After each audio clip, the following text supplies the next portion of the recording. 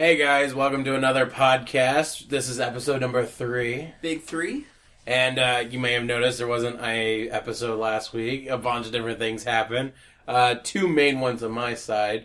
I got sick. That was fun. You guys that heard the Great Mighty Pooh song that I did last week. That was a result of me being sick. And then my friend Tizetti and my roommate borrowed my mic. They work for a car dealership that makes commercials, and even though they spend a lot of money on equipment and ad space, they don't actually own a microphone or something, so they keep borrowing mine. They left it at the office, and so I couldn't have it. And their office is like 45 minutes away, and I just felt really guilty. Be like, hey, can you spend 2 hours of your life this weekend to do that? And on top of that, there was a certain holiday. Yeah, between Thanksgiving and me catching Steven's Mighty Pooh virus, Do we have to name it that? Do we have to name it the Great Mighty Pooh virus? Yes, it is the Great Mighty Pooh virus. Great. All right. So before we actually start the podcast proper, this is kind of an update for the people that listen to the podcast. I think are probably my favorite fans. The people who listen to the podcast and the people who listen to the commentaries. They are the ones that these are made for, because you're the cool ones that actually stay past the Five Nights at Freddy fan art and animations, and are interested in the artist behind it, and our thoughts, and that's always cool. Yeah, it's kind of like those people who watch the commentaries on DVDs. You see the people who really make it. I won't buy a DVD unless it has a commentary. Amen. Yeah. Which, by the way, my favorite series to watch is Community, because every episode has a commentary. So does Rick and Morty. Rick and Morty, but their commentary wasn't that good. So, alright, so let's talk about this. So, YouTube updates about the channel. A lot of really cool stuff's going on. First off, the channel's kind of blown up a little bit more than usual. Before there was about like 100 new subscribers every day or something like that, which is really, really cool, and I appreciate all of it. But right now, especially this last week, since like basically Thanksgiving, I've gained 1,000 or more new subscribers every day, and that is an insane number to me. Someone actually referred to my channel to me as a big channel, and that's insane for me. I don't think of my channel as a big channel. It's really hard to see me not as the underdog just starting out, even though it's been 2 years. Look how far you've come. Yeah, and I didn't even get a chance to make a, hey guys, we made 75,000 video. Like, I was really excited to make that. I was like, yeah, because that was a benchmark I wanted for, a good while, because we hit 50,000, like, last year. And then I kind of took a break from YouTube. And, like, my main goal this year was to get to 100,000. But I kind of took a break for, like, 6 months. I didn't make any videos, and that killed a lot of momentum. Like, everything that we got going just kind of died down, and this year that's not happening. We're going to keep going and trucking through, especially when my channel is being being seen by so many people more than ever. And it's exciting because I actually see how based off the ad revenue and just the support from fans, I understand how people can make a living off YouTube now. Yeah. Before I was like, no, I'm not making that much. And it's mostly holiday CPM is where the money's coming from, but, oh man, it's really, really nice. I feel really cool. That sounds so stupid. I feel really cool. You see those little dollar signs stack up. It's not the money. It's a sense of success, Like, you just don't see it coming, Mm-hmm. And so, I didn't get a chance to celebrate 75,000 subs, which, by the way, to celebrate that, there will be a Watch Me Draw fans again. I know you guys really wanted it. It'll probably be a live stream on Twitch, and it will probably be on Omegle. I know that the last few were kind of me trying to get people to get onto my other social media sites. By the way, follow me on Twitter, Facebook, and everything. I also have a Pinterest now for anyone that's Pinterested. I figured you appreciate that. You've been sitting on that one, haven't you? I already made the joke on Twitter, which if you followed me on there. Anyways, I forgot my point. I lost it to Pinterest. You were covering fans and numbers and. I know, but there was some. Oh, anyways, I didn't get to celebrate 75,000 subs, but I will do a Watch Me Draw Omegle thing. Basically, a lot of people were upset that I chose I only drew Twitter fans or only drew Instagram fans, and that was kind of a a way to get people to not just watch me on YouTube, but check out the other social media sites, you know. This time, it's going to be Omegle. I'll make a formal announcement video, but it's going to be just like last time, a year ago, 2 years ago. It's been a while, but basically you type StevRayBro and the Omegle interest, and you might run into me, and I will draw you for 10 minutes or so. And we'll probably do that for a couple hours or something. On top of that, this actual Friday, I'm going, which if you're watching the podcast from a year from now, sorry, not that Friday. This one is, I think, December the 5th. I'm going to start, I am starting the gaming channel. I want a gaming device, and I have recorded some Let's Plays. I've watched myself, and I'm trying to make sure that it's entertaining, you know?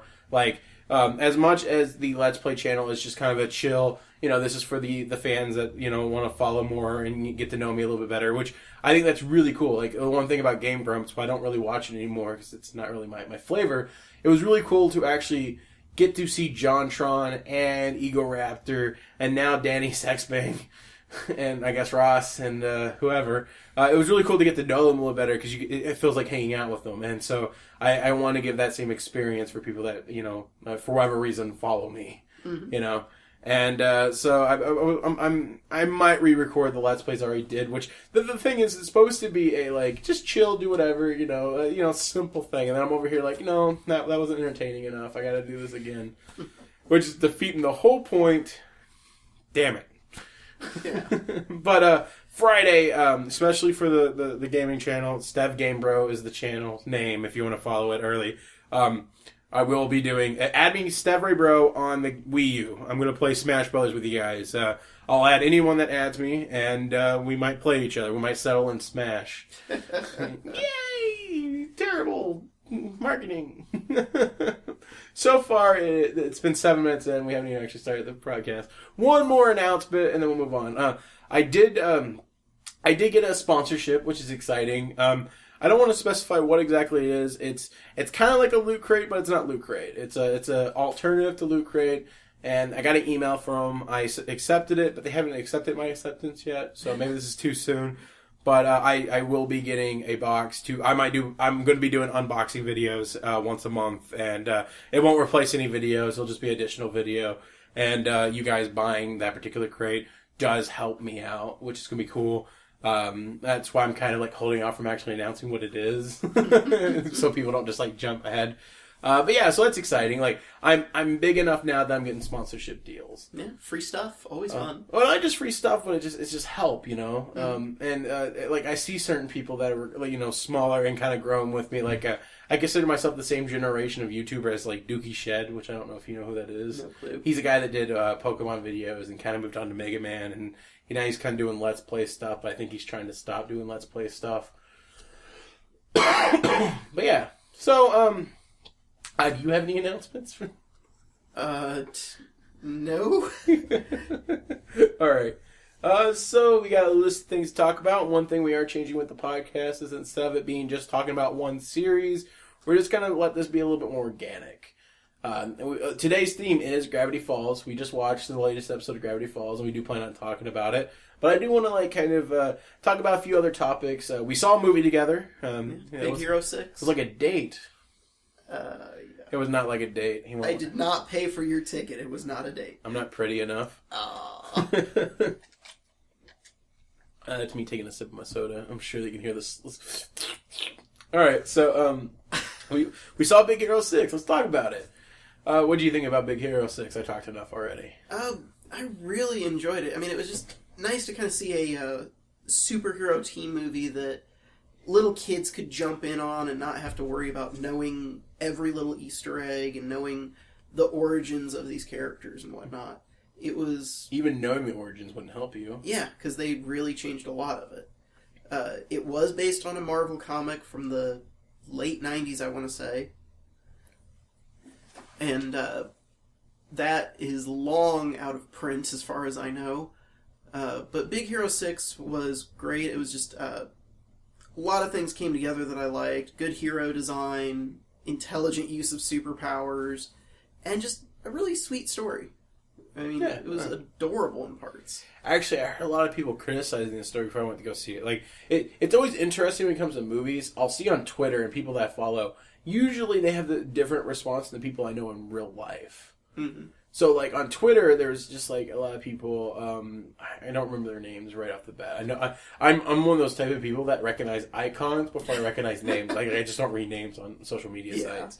So when someone switches to Avatar, I'm just screwed. I don't know. Who are you? Yeah, exactly. And then, so, like, I heard everyone on the internet was like, it's so good, I love it, like, you know, I can't wait for another one. And then, like, some of my, like, students at school, it's like, yeah, unpredictable storyline. And I'm like, for the most part, I was actually kind of shocked by it. I thought the villain was going to wind up being the brother or something. Like, yeah, me too. Like, it didn't make sense character-wise, but just something about his character design, body shape, and this, like, that's what it felt like it was leading towards. And a lot of times with superhero stuff, they love to rip the character's heart out. So it's like, nothing could rip that little boy's heart out more than making his brother the villain. Right. And they didn't go that way. Spoilers. We're not going to spoil the whole thing, but if you haven't seen Big Hero 6, I would definitely recommend it. It was just a lot of fun. From the outside looking in, from advertisements and just seeing it, I was really iffy about it. Mm-hmm. Character design-wise, nothing really, like, stands out. Like, same way with Frozen. Frozen, nothing about the design stand out to me from, like, promotional posters and such, you know? Like, it looked like a Don Bluth movie, less than a Disney movie to me. Yeah, it even kind of felt like one, just more music. But, Big Hero 6, I did fall in love with the characters. My biggest problem with the movie, though, is that it has to focus on Hero and Baymax. They are the main characters. But Go-Go Tomango, Honey Lemon, Fred, and Wasabi are all way more interesting, and they're not in it as much as the trailers and posters make it seem like. Yeah. But, I mean, that's what sequels are for.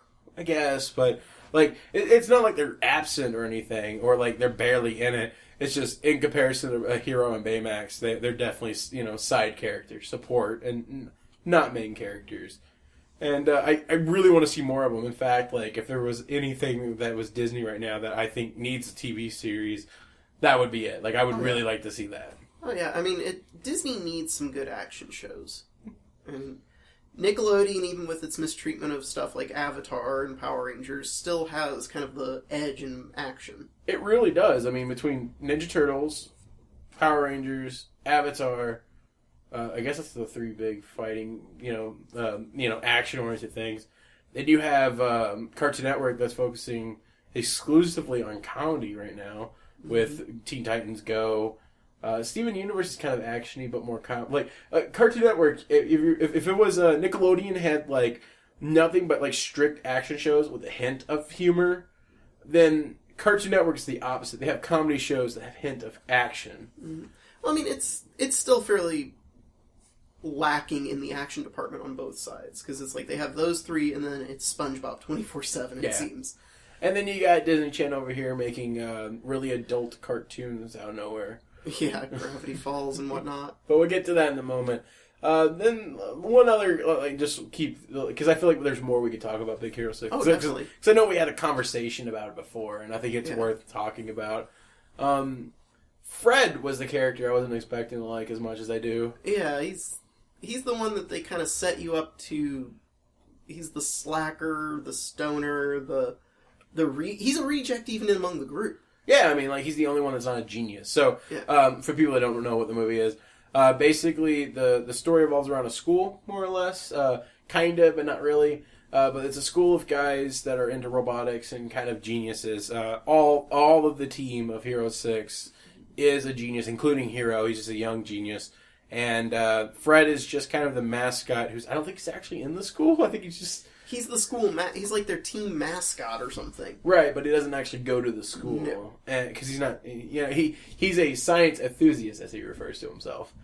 And, and then Hero's brother also goes to the school. Spoiler, not really. I think you kind of know it from the synopsis. Basically, Hero's brother makes a robot that's supposed to be a healing robot. Like, that's his function. It's basically a nurse. Yeah. And, Hero's brother gets written off the story. Easiest way to say he dies. Disney style. He was way too much of a parental unit. In fact, I don't think Hiro has parents. I think he has an aunt, so she's safe. Yeah. I don't know. Marvel likes to fridge people. Yeah. So basically, Hiro develops a relationship with Baymax, the robot, and he quickly through a montage becomes friends with the college students who become Hero 6, the team. Yep. And we get some really cool powers that play to their strengths. Right. Well, because what's really neat in the very beginning of the movie is the fact that they show all the powers early. You know exactly what they're going to be doing because they're working on the technology itself. So it's not because what you can assume based off the trailer is Hero made the suits and gave them their powers, but instead it's more Hero looked at the things they're working on from a different angle, which is kind of a theme with the movie, and was able to incorporate that into a superpower, which is really cool. Let's see here. You got Wasabi, who has laser blades, which he was developing in a different way. Then you have Honey Lemon, who is building compounds together, which is probably the coolest power in there. Yeah, she was just pure chemistry. Right, which I guess it's not necessarily a power, but it's a really cool idea. You don't really see that very often. Basically, she has a purse, which is really neat because she's a fashionista. She's apparently Latino as well. Yeah. I did not know that. One thing that was kind of weird about the movie is she kept pronouncing Hiro as Hiro. And I thought that was that's weird that the white girl's the one that's pronouncing his name with the accent, and no one else is. And then you explained to me that the actress is Latino, and so they made the character Latino. Though I can't tell, but honestly, I'm race blind. I could tell different shades of skin, but I don't know. Maybe I'm just that just shows how ignorant I am to cultures. But I just assume everyone's people. Yeah, but. And the thing is with the Spanish language and the Japanese language, their vowels are very similar. Right. So her saying Hiro is very close to how, both languages sound. So she has the compound thing, so she types in her keyboard with the periodic table, hits the two things, they merge together, and it creates certain chemical reactions, yeah. Go-Go Tomongo has basically Frisbees, but they're anti-gravity, or they connect the things. They're anti-grav roller skates with anti-grav before she turned it into it was just a bike. It was a bike, yeah, which was really cool. And then Fred just really likes monsters, so they turned his mascot suit into a thing. His dream is to be a guy in a rubber suit, which is his actual backstory in the comics. No, his backstory in the comics was he was from the Japanese tribe of the Ainu, which are kind of their Native Americans, and he could create a monstrous form around himself with energy. That's kind of an interesting way of incorporating that. Mm-hmm. Sorry about that. I am getting over my cold. That's the worst thing about colds is that you get over it, you feel better, but you have that cough for 2 weeks. Yeah. So, out of everything in Big Hero 6, the thing that, I loved the movie. I really enjoyed it. It was a lot more funny than I was expecting. Yeah. There's a lot of really good recurring jokes. If I was going to, make a cliff note or whatever about, running jokes, this is the one. This is a really good, one to look at. There's this thing where, Baymax was learning how to do a handshake, and Hero makes the hand explode. And just Baymax does this thing and la la la la la la la. Yeah, it's really funny, and they do it just the amount of times where it doesn't get annoying. It's just perfectly funny, and then they bring it back for a perfect just anti-humor, hit you in the heart moment. So the one thing that does annoy me about the movie is the fact that we went to Toys R Us immediately after seeing it because. Conveniently, and where we live, the Toys R Us is next door to a theater. So every kid that goes to a kid's movie can immediately get toys. Heck yeah. And Tristan wanted to get a Power Ranger figure, which is the next talking point. But we looked, and the most annoying thing about Big Hero 6 toy line is the fact that it's 100 Baymaxes, 100 Heroes, 10 Wasabis, 10 Fred, and then no Honey Lemon or Go-Go Tomongo. They do make the toys, but because boys apparently don't buy girls' toys, according to executives, which I'm sure the numbers support it, but I don't think it's necessarily boys don't want the toys as much as it's just... parents not wanting to buy their kids gender inappropriate stuff. Right. And so, like, I wanted Go-Go the Mongo. Like, I was like, she's probably my favorite. Like, out of the group, I liked her personality, I liked her power, I like her suit, and I don't normally like things that are yellow, so that's pretty impressive altogether. Mm-hmm. And, I liked her personality. Aside from, like, her woman up line, the first time she says it in the movie, really cool. It's really funny. And then they're all the characters are saying, like their catchphrases during a battle, and it's really uncalled for and really forced, but she just goes, "Woman up!" And it's like... The one that felt the best was probably... Honeys, of just, now that's a chemical reaction. Yeah. That was funny. Yeah, it was funny and really hokey, but in a good way. Well, superhero stuff should be, but it's like, there's so few of the girl toys that they just get bought up and scalped. Right, so I'm like, oh, that's okay. I'll just go online and buy it. You know, they're $10 toys. Online, they are, like... $30, $25. Right now, I have it on my Amazon wish list, and I checked, and on Cyber Monday it was down to $17 instead. I probably should have bought it then because it's probably going to be cheap as it's going to be. But I'm like, I'll wait it out. I went to ToysRUs.com and clicked on it, and I was like, mailing list. Email me when this goes back in stock. I don't know if it's going back in stock. Nah, it's just sad. I mean, there's a special place in hell for scalpers. They grind my gears, man. Oh yeah. I got. By the way, since the last podcast, I did buy some Ben 10 toys. I think I might have mentioned it in the podcast or not. But this guy is rubbing off on me. I'm a bad influence. Basically, I got on Amazon and I found I found a Ben and a Rook toy, and I was like, oh, okay, that's cool. Ben was like 3 cents or something. Like, it was somehow really, no, it was 31 cents, but like shipping and handling was like $5 or something. And then I found the same buyer also had a Rook toy, and it was like $1 something, and I was able to combine shipping, so that was cool. So I got 2 figures for basically the price of one, which is neat. It's not bad. Yeah, I mean, and that just something to sit on my desk, especially since Omniverse is gone, and I like Ben in this hoodie, Mm-hmm. And I was like, Rook is a cool character, and then I got the toys, and Rook is smaller than Ben, and that upsets me. Yeah, scale is not a thing when the toys are, when they're... So I didn't see these. Kids don't care. So I didn't see these in store, but I assumed the $10 toy would be, something around the lines of 6 inches or so. And I forget to count inches, but the toys are 4 inches tall, and it's really, really small. And I'm like, this is a $10 toy. Mm-hmm. What the hell happened? Well, what I find funny is Hasbro, Mattel get to charge $30 for a 6-inch articulated figure. Okay?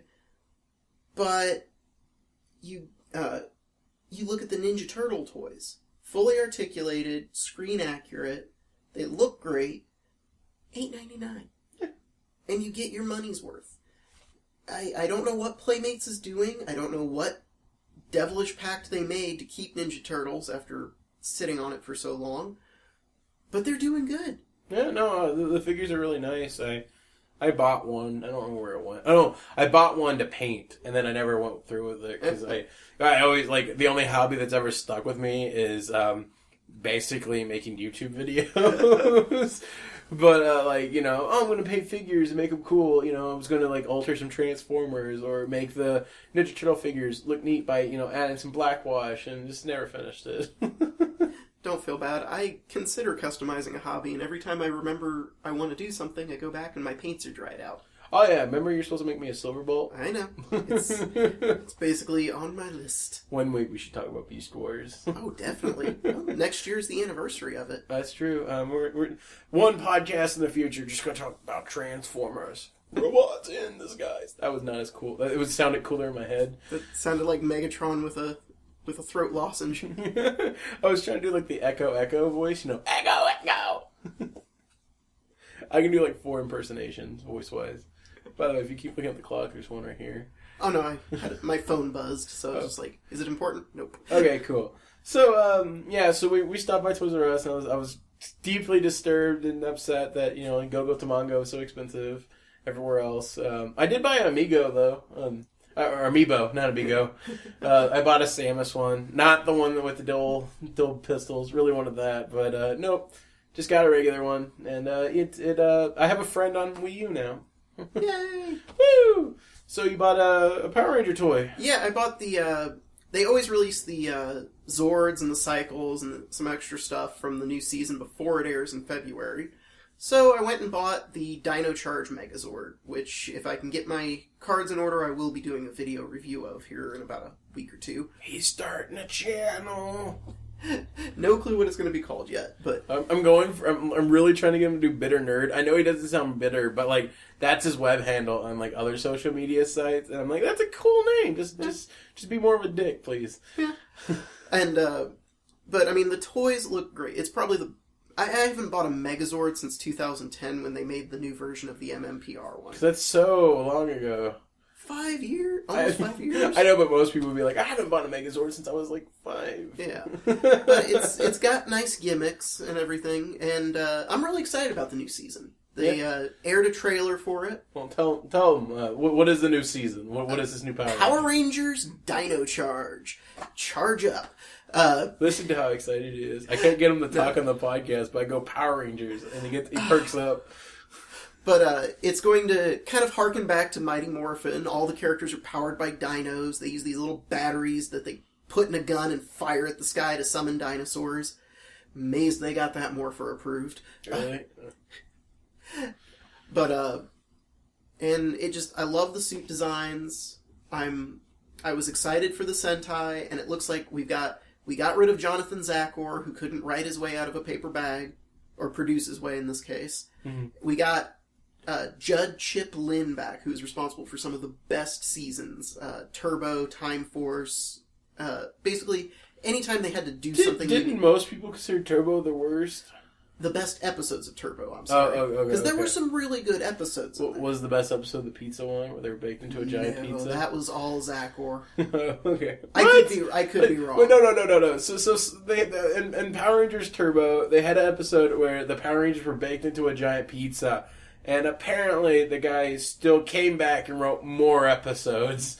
And, like, it's such a bad episode that the Power Rangers themselves, in canon, reference it as being bad. I think in Forever Red or something. Yep. One guy's like, oh, you think you have it bad? I was baked into a giant pizza. I don't know why that's his voice. Sounds like, I can't even think of who he sounds like. But, no, I think we're in for a good season. We're still stretching 40 episodes over 2 years, which is going to be rough. But I'm looking forward to their take on the toys and whatnot. And if they decide to skip another Sentai like they did this year, we may end up with ninjas in 2017. Because, ninjas. It could be worse. It's such It could be trains. So apparently the current, like, Power Ranger series, or the one that is finished in Japan, Sentai, is trains. The Thomas the Tank Engine, finally. I was kind of excited, because before in Power Rangers, we had really cool train mecha. Like, we had the one in Lightspeed Rescue that, like, held the other Zords and turned into a massive mecha. And then we had Mystic Force, where it had, like, the genie mecha. At first I thought train. I was going to laugh, like, Mystic Force, trains. Makes sense. Well, they were trying to do as much Harry Potter referencing as possible, even in the Sentai. I guess that makes sense, okay. And so... You know, I was excited. I thought, oh, cool, we'll get a main mecha based on trains, and it just looks like it's made out of Legos. Oh, good. So, now we have ninjas, which are... that's so much salt in the wound for me, because I was so excited for Pirate Rangers. I wanted Pirate Rangers so bad, and so basically in Japan, the Sentai that's going on, the Power Rangers is going on right now in Japan, they were pirates, and they look like pirates. They have pirate hats, they have pirate swords, they have pirate guns, and they even have a pirate ship that turns into a pirate Captain Zord. Yes. It is kind of the most ridiculously lame, but so awesome at the same time concept, and I'm like, I will watch Power Rangers. I will watch Power Rangers if they become Pirate Rangers. Yeah. And they did not. In fact, they omitted everything to do with pirates. They just look like pirates. They just don't reference it. They're just like, we're Super Mega Force. Wait. Excuse me while I go barf. Super Mega Force. Is that the theme song? Pretty much. Which, mentioning the theme song, Dino Charge's theme song actually leaked because the Dino Charge app that you scan the little batteries with, came out early. And it's nice. It's not... For the last 4 years, we've been kicking the corpse of the Mighty Morphin Power Rangers song, just subbing in Samurai, Super Samurai, Mega Force, Super Mega Force. So it was like Go-Go Power Rangers. Mega Force Power Rangers. I mean, It was Okay. horrible. And, even the original series gave it up after 3 years. They went on to Zeo. And this one, they beat the corpse for 4 years. Nice. And it's like, we get a new song, it's got a nice beat to it. It doesn't really reference anything dinosaur-y, but it feels primal a little bit. He made me listen to it, and it reminded me a lot of not Power Rangers, but Digimon Season 4. Yes. I don't know if you guys have seen Digimon Season 4, but if you know Digimon, the first 3 seasons, it was always that Digimon, digital monsters, Digimon are the champion, and then, like, they did Season 4, where it was just, like, this more, like, epic-sounding thing. I don't know how to describe it, like... it told a story without revealing anything about the story. And, like, instead of, Digimon, it was like, Digimon, forever unite. I can't sing. United as one. And it was a lot more, like, fuller. I don't know. Like, it felt like it had a lot more substance than, Digimon changed to Ultimate. Yeah. I mean, a good theme song can make or break a series. I guess. Unless it's Ben 10. Right. Whereas they just shove crap down your throat. I still like that theme song. So... But yeah, so alright, I think that's enough Power Ranger talk. Yeah. I know you're excited. Well, real quick, there's something about colors I know you want to talk about. Oh, like with the new... 2 things. Zord colors and Power Ranger colors. Well, Zord color-wise, I was really glad to see on the Dino Charge Megazord there was going to be a pink Triceratops. Well, when they first debuted the images of it, made by Bandai America, it was deep purplish blue. And their response was, oh, boys don't buy pink toys. Which goes into our... Even though the pink would have been less than 10% of the toy. It's more like 25% and 25%, but... I don't know, because it's just one arm, isn't it? Yeah, one arm, and then 75% red, and then another 50% red, and then another 25% blue. Yeah. But, and then with the Ninja one coming out in 2015 in Japan, the color lineup is really unique. It's red, blue, yellow, and then white and pink. Right. And when Power Rangers, it's always, like, they play around with having 5 to 3 people in the team, and red, yellow, and blue are always the recurring mainstays. Yeah. Right? I mean, I think it was Ninja Storm, Dino Thunder, ones that started with just 3 members. It was red, yellow, blue. Mm-hmm. And, RPM as well. Okay. So, what have you been playing or watching? Like, is there anything you've been doing? I've been catching up on Arrow, because I want to get ready for the Arrow Flash crossover. Still on Season 2, but I figure buckle down, watch an episode a night. I should be fine. Yeah. Is this technically a crossover? Has the Flash show started? Yeah. Oh, okay. I thought it was going to be like a backdoor pilot. I'm not following it, obviously. It was originally going to be. Okay. Like, you can, honestly, with the first episode of The Flash, you can tell it was meant to be a backdoor pilot included in the Arrow episode. Okay. And they were just like, we have faith in this, which I'm glad they do. Is it good? I enjoy it. It brings that levity and kind of brightness that's been missing from superhero stuff. What, you mean like Young Justice? Even lighter. Like Young Justice wasn't light, though. It was really dark. But, yeah. No, I was saying the opposite. That was humor. Hardy har. There's your pity laugh. Yeah, but yeah, Flash always been kind of like the Spider-Man, like when it comes to whips and fast, talking. Yeah, well, he's got quirky villains and he's a goofball. They do a really good job. I mean, the guy who plays him is like tiny and skinny, and he doesn't look all that threatening. But you see him in that Flash suit, and you're like, I believe this. Okay. Versus, isn't Arrow pretty dark? Yeah, which I'm wondering how the episode will play out, where it's one episode's an episode of Flash and the other episode of Arrow, and they're just intermingled. Oh, so, even though it was supposed to be a backdoor pilot, or, like... Well, basically, it's a true crossover. Like, there's going to be an episode of The Flash where the Arrow's involved. Okay. And then that episode ties into an episode of Arrow where the Flash is involved. Okay, that makes sense. Okay. And, and then if you want to go for dark comic booky stuff, Constantine has just been enjoyable. I don't know what that is. It's basically a very horrible... the guy is a jerk. Okay. But he does good in the end. He's a wizard, a demon fighter, that kind of stuff. And they just... you never saw the Keanu Reeves movie, I take it? Okay. It was, it kind of hit the spirit of the comics where he's always trying to do good and he's always punished for it. But instead of a blonde-haired British guy, they cast Keanu Reeves. Good test. Good casting. All right. So this new one's got a really good Brit in the lead, and he's got blonde hair. He wears a tan long coat and smokes like a chimney. Oh, beautiful. Oh yeah, I think you were talking. Your roommate was talking about that once, where it's like, oh, for the first time he's going to be on camera smoking. Yeah, the first few episodes they couldn't show him smoking, so they always hinted at it, like full ashtrays next to his bed, coming in, getting ready to light up, and getting interrupted, and it was actually kind of good. I liked that idea of he's just always getting interrupted from doing something he likes. Yeah, okay. That is a really smart way of, going around it. And, it's taking a lemon and making lemonade out of it. Yes, very much so.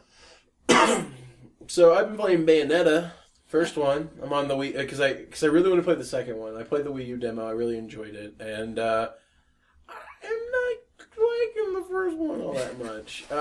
Story-wise, it's kind of predictable so far. I haven't finished it, obviously. I'm a couple of chapters in. I just play it at night when I'm about to go to bed, and I'll just play a chapter. But for the most part, everything that I thought was going to happen has hit. And now watch, they'll pull something on you and it'll completely reverse something. Oh, I'm kind of hoping they'll do so much better.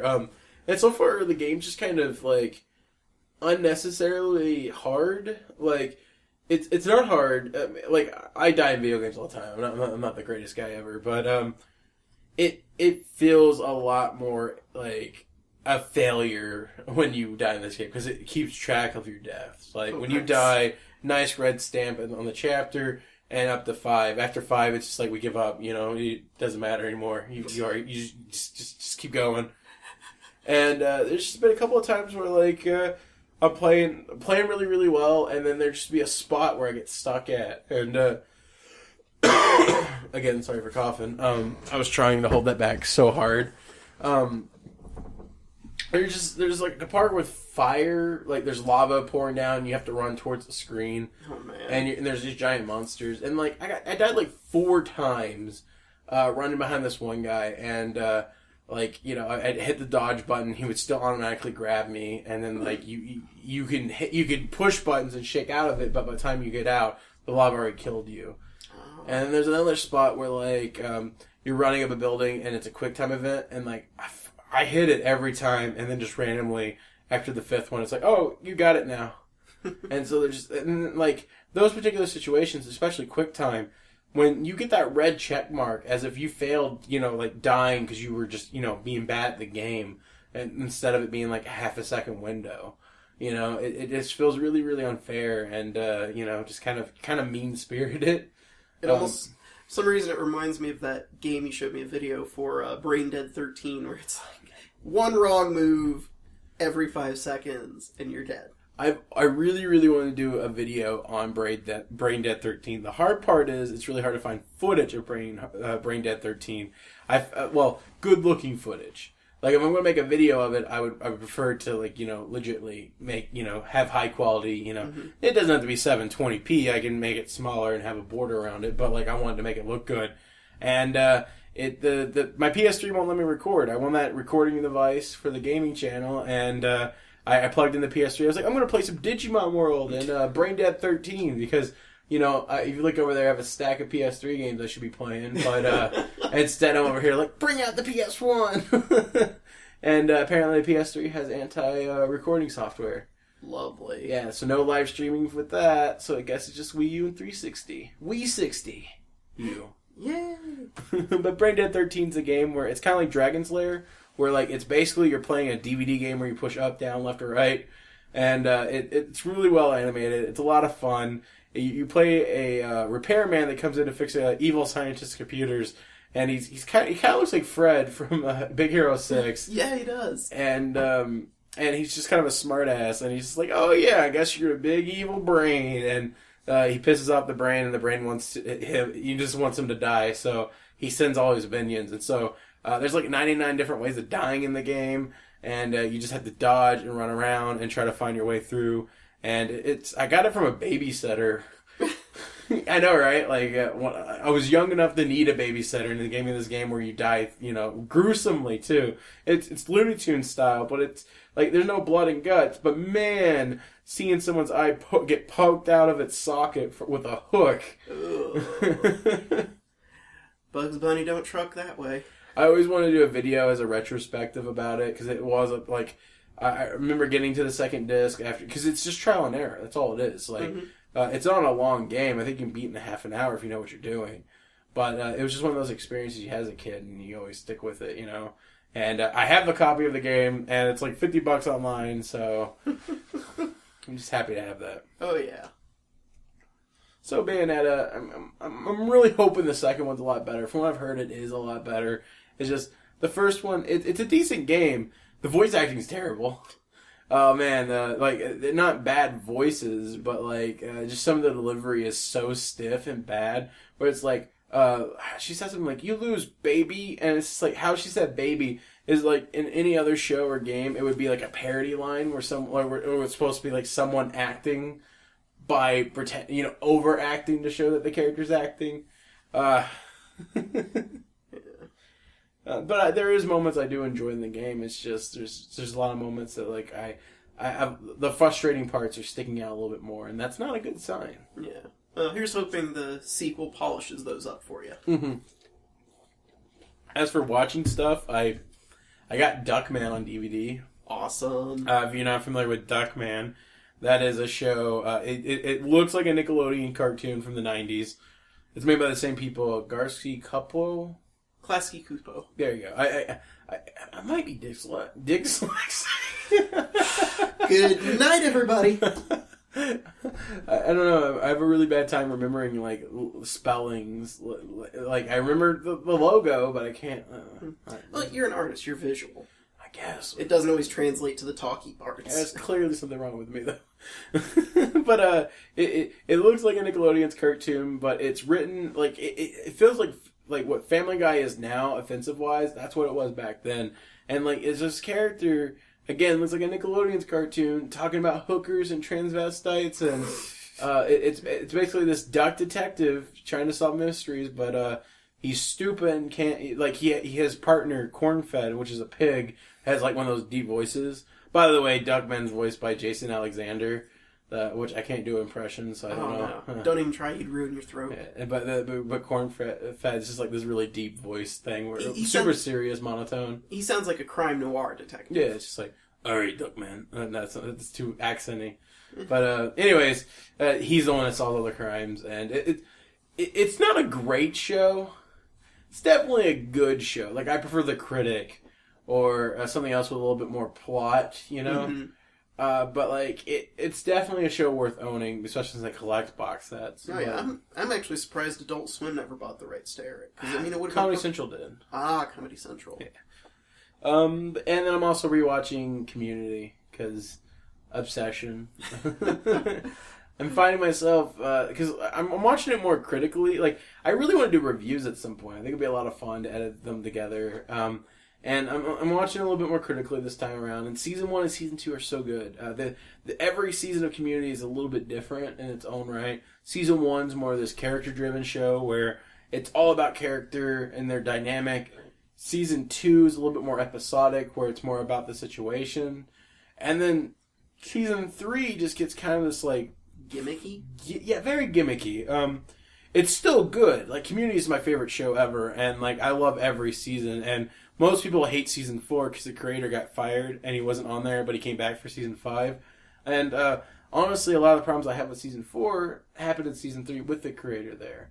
A lot of the characters are a little bit more Flanderized, where they start to become a little bit less of what they were before and more of just recurring jokes.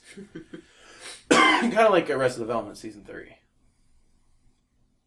I have to finish season 1. You haven't finished? You haven't watched Arrested Development? I watched most of the first season, and then I got sidetracked, and I couldn't remember where I was in season 1 because Netflix reset the little... We can watch it together. I have it on DVD. You don't even need Netflix. Ah, good point. Well, I need Netflix for the last season. No, it's on DVD now. Really? Sweet. Yeah, Netflix actually is jumping on the DVD game really quickly, which is weird. You think that would hurt them? But, like, Orange is the New Black, it's on DVD. And that's a Netflix original series. I know it took a little while for Arrested Development to get on DVD, though. Like, compared to, like, Orange is the New Black, it only took a year. With Arrested Development, it took, like, 2 or 3.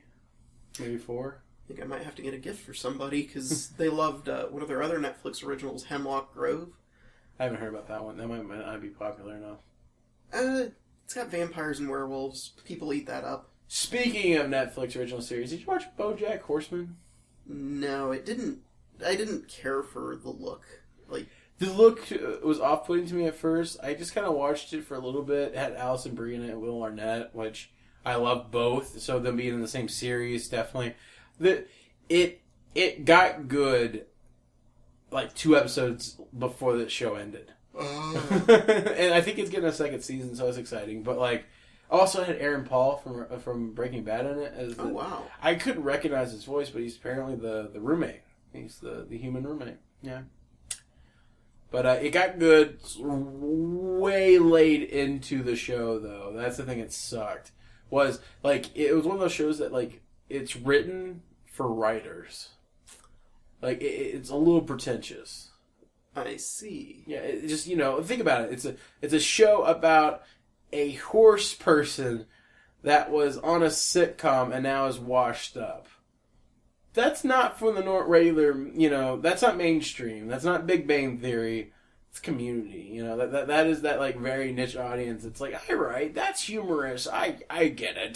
This is what I relate. Yeah, so, all right. I'm assuming I've made this podcast look like it's community style.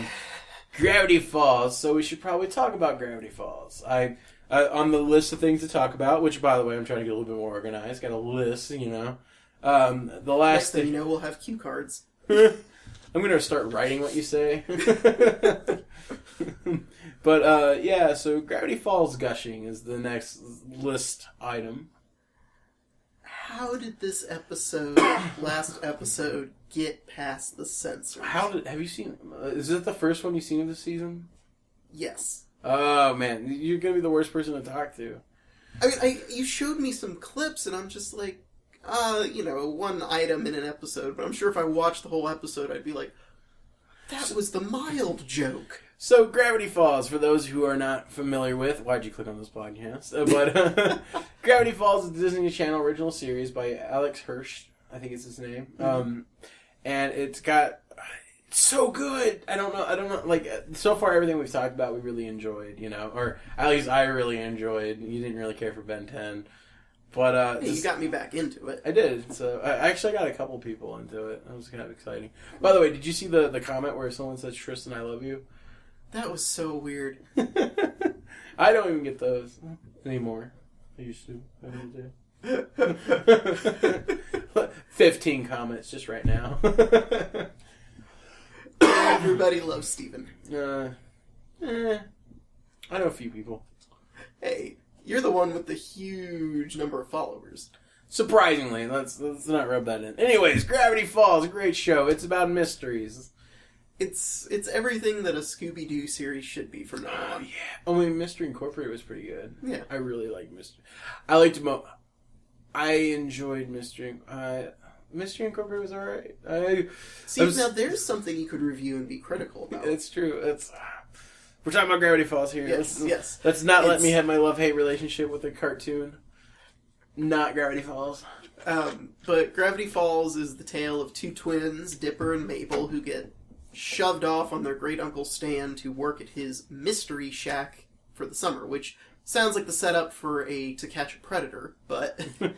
Basically, during the summer, they're spending their summer at Gravity Falls, Oregon, I believe. I believe so, yeah. Yeah, and so during the first day, they've run into... Both of the twins run into their own, like, mystical adventure, kind of. Dipper finds a book that, explains all these, like, I keep saying that basically Dipper finds a book that explains all these mystical things. Some of them, not all of it. And it has a number 3 on it, which means that there's other books. Mm-hmm. And so he now dedicates his summer trying to find the author and the mysteries behind Gravity Falls. Mm-hmm. Mabel, on the other hand, winds up dating what seems to be a zombie. Yes. And then you find out it's actually a bunch of gnomes standing on top of each other. Best twist ever. That literally is the best twist. I know some people were like, the pilot was kind of weak. I thought... Like, it's weird. When I love a pilot, everyone else hates it. Or like, not as many people like it. And Gravity Falls, like, if I made a top... I shouldn't say these things, because I could make a video. Who wants to list videos? No. Gravity Falls pilot is probably one of my favorite pilots. Beyond that, Breaking In, which is a show no one but me and probably you've seen. I own it on DVD. And they're thankful for you buying their last copy. All one of their copies. Great show, check it out. But we could easily do a podcast episode of everything over there. I'm pointing at my I don't have a bookshelf or a shelf for my DVDs. Instead, it's just a pile.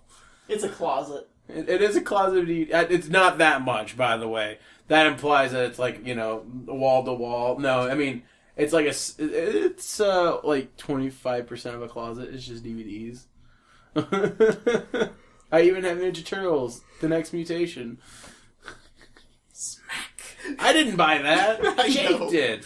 I have this friend that buys shit gifts for Christmas. And Ninja Turtles Next Mutation is the one with the female Ninja Turtle Venus, and it's like Power Rangers. It's live action. It came right after the cartoon from the 80s. And it is terrible. Just YouTube it right now. Just take a moment. We'll take a break. You see what I mean? There was no editing there. That's just straight up me pausing for a moment. And it's just really bad. And my friend Jake bought it for me. And it's just one of those things like, get out. Get out. He's like, I bought you both volumes. I wasn't going to get you unless I got the whole series. Now you can enjoy them all. It even has a Power Ranger episode. Because they did a crossover with Power Rangers in space. Best episode of television ever. So, Gravity Falls pilot, fantastic. I really enjoyed it. And the show itself has just been really, really good. It's been really enjoyable. It's a really... the thing about Gravity Falls, that what he was talking about, getting past the censors, is that it clearly understands its adult audience as well as its kid audience. And I even question sometimes if it is for the kids. Yeah. I mean, it might... it's definitely one of those cases where, like, the creator is making a show that he enjoys, and he's just lucky and happy to find that other people also enjoy it. And, the writing of it's so good. It's really enjoyable. There's a lot of jokes in there that are, like, visual gags for adults. One of which, in the most recent episode, which we are going to talk about on this podcast, is Love God. Which is actually one of the more controversial episodes. Not for the reasons that you think it is. Really? Yeah. It's a story reason, not all the adult references that was thrown in. Oh my gosh. But, anyways, so that's basically the plot of the show, is that it's the 2 mystery twins, as well as Zeus, the handyman that works at the shack, Wendy, the cashier that doesn't care, and Grunkle Stan, who is a con artist who knows more than he seems. The show itself is just... it appreciates its audience, it understands its audience, and it doesn't downplay itself. In fact, there's a lot of really cool things that if you're watching it in real time, that's really exciting. Or, I guess, if kids are watching on DVDs later on, different generations, they can do it. But at the beginning of every episode, there's a whisper, I think it's played backwards or something, where it explains how to decode a message that's in the credits. Usually it's just a joke or something small, maybe a hint towards the next episode. But like the first episode, for example, its hint was like, if you decode it, it says like, Grunkle Stan is more than he seems. Interesting. And in the episode itself, we see him at night while everyone's asleep, like push a button on his vending machine and have a secret lair. And Hey, guys got to keep his porn somewhere. they do references porn. Oh God. Yeah. Tristan hasn't seen season 2, which is I thought he was up the date except for Love God. So now I'm half tempted to stop the podcast here and start. No, I appreciate the series as a whole. I watched the first season, and I've seen bits and pieces of season 2. Season 2, so much better than season 1 so far. Like, the only episode that I'm like a little disappointed in is the Halloween one. They did a Tree Horse of Horrors thing where it's like 3 different segments, and after like every episode having such dark themes and dark jokes and dark storylines, and then the Halloween theme was just so light comparison, and it just doesn't work. Now, if every episode was like lighthearted, and then they put this like kind of darker episode, that would make more sense. But with it just being like it was more comedy focused than the other episodes. Okay. But I'm trying to remember. Like, it's pretty much eternal summer on this show, right? Yes and no. Basically, as long as the show's going, the show itself takes place one summer in their lives. So, I don't think it's going to last forever. I think that they're probably going to like keep it around for 3 or 4 seasons, and I think it's going to end there. Mm-hmm. If it goes on further, I'm totally okay with it. But it's one of those things where it's like How You Met Your Mother, where it's like, do we really need 7 seasons of this? Shouldn't he have met her by now? You know, like. And there's probably someone in the comments actually, what does it matter how long the story is? And it's like when you go back and you think, man, this guy is telling stories to his kids, so much so that in season 2, the reason why the ending, I don't know if you heard about this, but How I Met Your Mother had a very controversial ending where they wrote the ending in season 2, filmed it, because they had to have the kids the same age that they're telling the story to. You know, 10 years pass, you don't want them to be 10 years older. And so they filmed it with how the story was going at that point, and the shows went a different direction. And so they basically, within a couple episodes, or I think it was just like within just the final episode, every character's going one direction, and then they had to make something where they're going completely different because they had to go back to what they already filmed. Had to return to status quo. Yeah, and it upset a lot of people because it just wasn't right. So, but this is a cartoon, so you don't have to worry about people aging. It's true. I mean, like, I would love for it to go on forever, but I'm seeing this being a 3 to 4 season thing, which I'm okay with. Yeah. But the reason I asked about the Eternal Summer thing is they've had a Halloween episode before, wasn't it? With like Summerween, yes. Yeah. So Gravity Falls, they love Halloween so much they celebrate it twice a year, and instead of pumpkins, they do watermelons, and yeah. I want to live there. So, there's, besides Love God, there's one or I guess I could talk about some of the darker elements in it. There's a lot of death in it now, which is cool. I like it. As an adult, I'm like, yeah. As if I become a parent, that's more where I'm like, Well, it's funny. They always put a humorous spin on death. Mm-hmm. It's like Well, you haven't seen season 2, episode 2. Mm-hmm. In the episode, they're doing putt-putt, right? They basically find out that all the putt-putt, like every putt-putt has different themes, right? Every hole. Well, each one of those holes has its own race of putt-putt people, which are balls, and that one of them, they won an award, and so Mabel agrees to give them a ribbon or something, I forgot what it was, if they help her cheat at a mini-putt game against this one girl that's kind of a bitch. Pacifica. Yeah. Pacifica North, which is Northwest, which is a great name. Terrible but great name. And so there's the miners there's a scene with them, and like they have to take the ball down this like shaft, and they realize there's a gas leak. We can't do this. And like it's like, what are we gonna do? We'll die. And then like this big muscular looking one goes, I'll do it. And like the little girl walks in, don't do it. And it's like, I have to. And then like pushes her aside and pushes the ball through the gas leak, gets to the end, puts it on the thing, pushes the button so it goes up to the lift to go into the hole, and then he like sits down, looks at a picture of the little girl, coughs some, and then just dies on screen. Oh my god! There's no joke. It's just this serious scene. It seems like something from the Green Mile. I figure the joke is it's not a human. It's a putt-putt person. I guess, but it's just so morbid. And I'm sure someone's like, what are you talking about, Steven? That was funny. And I'm like, probably. But like, it is funny in the sense of it's so anti-humor that it's funny. But it's just, wow. You know, like, how? Why? Who storyboarded this and got it approved? It's so morbid. And by the way, that episode happened, and then there's a Halloween episode where it's like, oh, Grunkle Stan's missing his hands because a hand witch took it. And the hand witch? There's a hand witch, and in the Halloween episode, there's a claymation scene, which is pretty cool. Cool. Where, like, basically Mabel's scared of claymation, and then there's a lot of really good humor where, like, you know, animation takes a lot of work, guys. For people that don't do animation, it's animation appreciation. Animating takes a lot of time. It's really hard work, and, you know, appreciate your animators. What is it?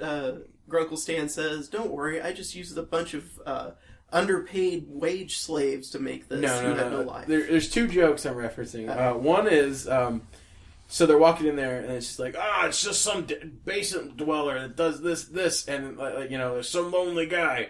And then Sue's responsible and goes, they're called animators. And then there's another joke where it's like, you mean that it turns out that all the stop motion claymation creatures aren't actually claymation, like someone took frame by frame. They're actually living creatures, and they just film it. And they're just like, watch, you know, like, I'm not a Satanist or something like that, or a masochist. Wow. Yeah, Satanists and masochists are completely different things, guys. He would know. What is that supposed to mean? I acted like I smacked you. That does not pick up on the mic. All we hear is the whoosh. Shut up, you! Alright, so there's my favorite episode of season 2 so far is Seuss and the Real Girl, which I think I made you watch. Yeah. And maybe it's because I'm a fat guy who's lonely. Like, right now I've been trying to date, and it's not really working out for me. Just online dating is not working out. Having some bad dates here and there. Keep telling you, man, play World of Warcraft. More people meet on that. I'm not playing any MMOs. And so, like, the episode hits me because it's Sue's finding a girlfriend, and Sue's girlfriend's like my ideal girl. Kind of chubby, curly hair, kind of messy, really childlike. It's so good. And so, like, I really like Melody. Like, I'm not a shipper, but this is the first time where I'm like, I will sail that ship so far. And a lot of people really like this episode because it had animatronics, which it hit perfectly right when Five Nights at Freddy's was the most popular. It's like convergence of fate. And it was just, it's insane because a lot of people are like, they made Five Nights at Freddy references. And I'm like, no, they didn't. The episode itself was written when the finale aired, like 2 years ago, or how long it been. It's been a long time. And so, like, there's no way they knew about Five Nights at Freddy's because it didn't exist yet when they wrote it. And fun fact, guys, TV shows usually take 6 months. Cartoons take 6 months from writing to animation to final edit, and then it airs. Like, unless you're South Park. Unless you're South Park, then it's like 6 days. They go through a lot of interns, I bet. Maybe. Just a graveyard out back of overworked interns. So in the episode, back for the focus, Seuss wants to date, or like someone brings up the idea of Seuss dating. I think it's Mabel, which is referenced in the most recent episode, which is nice. Something Season 2's been doing a lot more than Season 1 did is that it's been making a lot of callbacks to previous episodes. So it's really rewarding the current viewers. Mm-hmm. The downside of that is the less episodic they become and more story driven, the less likely it is for new people to jump into a show. Yeah. And so Cartoon Network really likes the comedic series because you don't have to watch the previous episodes to understand anything. That is ideal for TV. It sucks because everyone loves episodic stuff, or not episodic, but story-based things where a story, gradually gets bigger and bigger. But look at things like Doctor Who. That's really hard to get into. Yeah. Like, it's hard for them to reach that balance. It's like a sci-fi show that did really well, in my opinion, in that was Stargate, SG-1, where it was, if it wasn't a season open or a season end, every episode was kind of a monster of the week thing. It's kind of like a lot of shows, actually. I don't want to say this one because it sounds super embarrassing, but My Little Pony's like that, I think. I only watched like a couple, like I think I've watched some of the season 2 and season 1, but for the most part. By the way, real quick, not a brony. Let's just throw that out there. I've had quite a few people whenever I draw anything that is pony related, because I have, it's crazy notion that someone draws something because it's popular to gain more views. Insane, crazy. But I've had a few people insult me thinking I'm a brony. It's like, you gotta throw those breadcrumbs. And not that I'm anti-brony or anything. Man, it sounds like such a disgusting term, doesn't it? I'm not a brony! I've watched season 1 and season 2 of My Little Pony because I'm an animator, and I give every show, some kind of leeway, and I watch it just for the sake of, I love animation. Yeah, it's well animated. It's well animated, and the stories are okay. The thing about My Little Pony was, it wasn't really, because I know a lot of people are like, oh man, it's so good, the character development's so great, and it's such a good writing. I'm just like, wow, it's okay. I want to say that was also your reaction to Doctor Who. It was my reaction to Doctor Who. I like Doctor Who. Season... Oh man, we're not even talking about Gravity Falls anymore. Okay, back to Gravity Falls. Back to Gravity Falls. Okay, so in the episode, Zeus is trying to date more. He figures that he can start dating a little bit better by practicing on a dating sim that he finds at a store. And the dating sim is possessed with Giffany, or Giffany. We're not really sure how that's pronounced. I will say GIF to my dying day. That was the joke in the show. Yeah. I think it's Giffany or Giffany. I can't do a Zeus. I'm trying. You sounded close right there. Good. I can do Krang. Back to Gravity Falls. Back to Gravity Falls. So, basically, someone's going to be like, man, they cannot stay on a subject. This is the worst podcast ever. Woo-woo, train derailed. Alright, so, the game is possessed by Giffany. And, she legitimately wants Zeus to be her boyfriend, and if he decides not to, she'll kill him. She winds up taking over some animatronics at a very fuzzy Fuzzbear looking place. I think it's like Rad Badger, I think, or something. Sounds right. And which is, by the way, Melody's choice. I always joked about, man, for my 21st birthday, I'm going to go to Chuck E. Cheese, but you can't get in without a kid. That's why Dave and Buster's exists. Yeah, I didn't know about that at the time. I just thought, man, what would be the most opposite of being an adult? Chuck E. Cheese. Let's do this. Or Hooters. I forgot Hooters was the thing. They encourage you to take your kids there now. Really? Yeah. Why? They want to be a family restaurant. They've always been a family restaurant. Just no one thought of them as a family restaurant. And I love how many air quotes we're using that nobody knows we're using. No, that's why we use the tone of family restaurant. Alright, so basically, Melody and Zeus go on a date, Giffany gets jealous, and Five Nights at Freddy's style adventures happen. And Melody's just a really good character. I really enjoy it. She's perfect for Zeus. She's kind of this, I guess she's perfect for me. she's so cute! And I'm gushing. That's all I got. Do you want a pillow with her image on it? No. She's your waifu, isn't she? That's a term I hate. Alright, so Love God. Let's talk about that episode. One, it already has a big plus because it does have a Melody reference in it. Mm-hmm. Zeus and Melody. Oh, so one thing about it was, I was kind of scared that they weren't going to ever reference Melody again because in the end of her episode, she goes, "Oh, I'm moving away." And I was like, no! And apparently it was, because I wanted to see her more adventures, because she had some really good lines. And then there's a part where, Zeus is like, okay, stay behind Dipper, and, stay with Dipper and Mabel, they'll protect you. And she goes, Zeus, they're kids. Which is so great, because, she's the straight man in the series. Mm-hmm. And there really isn't one. I guess Wendy is, kind of. A little bit. Yeah. And so, in this episode, the joke behind that is that Giffany was a girlfriend that was behind a screen, And now he has another girlfriend that can only see through a screen as well. And he's just like, oh, a girl that can only see through a screen? Perfect, you know? So we get to see her, them two doing things through a computer, which is really nice. It's a good callback. I still would like to see her visit Gravity Falls more. But with it being only one summer, I don't think it's going to happen, It doesn't matter. In like season 3 or 4, it's like she'll come back and she'll be like 5 years older, and it's like, why aren't you aging? Eternal summer. I know, I got you. Cartoon characters don't age. I'm just not going to encourage you. It's a good story. It'll be interesting. Mark my words, they'll do something where it turns out Gravity Falls is in a time warp. Maybe. Let's do... Alright, so... Love God. So the plot of this episode is that Robbie, this depressed teenager goth kid that used to date Wendy, which was a great foil for Dipper in season 1.